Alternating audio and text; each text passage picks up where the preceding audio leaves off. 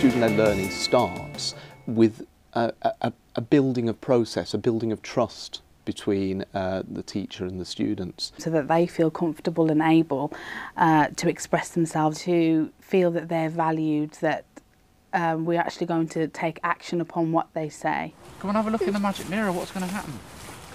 We'll look into it. That they have expectations and that they were allowed to have expectations.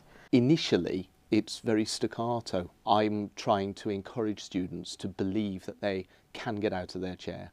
They can do things without permission. And that happens through me prompting them with questions and prompting them to think about the responses that they're making. Rather than going straight into something and maybe working simply from a text, we would be exploring that in far more detail with the children, perhaps making their choices about how they want to explore that. So, for example, the children may want to go and do some role play work. The children may want to work in different environments or use different materials to express themselves in exploring an idea. I think I described it as a train.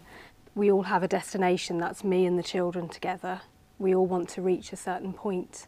That I might start the train off, but there are times along the way where there's different tracks for the children to choose, for me to choose, but ultimately it's in the children's control. They can ask left field questions and won't be told that that's not relevant.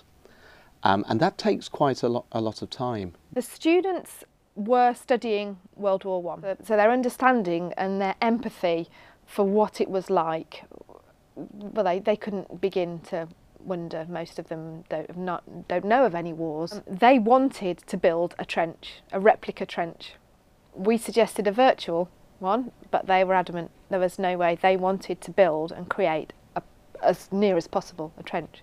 So they set about planning, they set about getting planning permission, they set about health and safety, designs for it, researching everything. And the students never gave up, despite everything. And we now have a teaching resource on our school site. That's the envy of the authority. You get children who are sitting 4 to a table that seats 2, and they're not waiting to be told that's not allowed.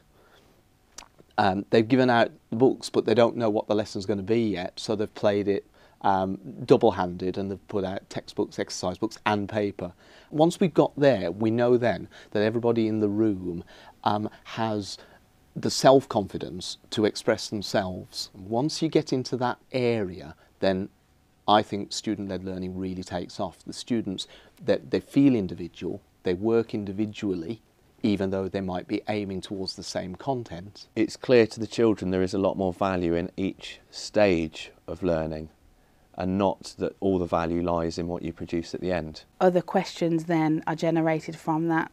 So it's not just about what knowledge have I learned and you know, how I've moved forward with that, but then why is that relevant, or what questions are now generated from that, because I think that extends the learning. It's particularly gratifying when an individual who's been, if you like, sent to my classroom because they haven't achieved elsewhere, become inspired to learn, but not through anything that I've said, just through the practice that they've observed within the learning process. And it's one of the hardest things I've ever done in my life, being a teacher, removing myself from being a teacher, so that the children could have the chance to actually do something without us as teachers, as adults, really interfering with what they were doing.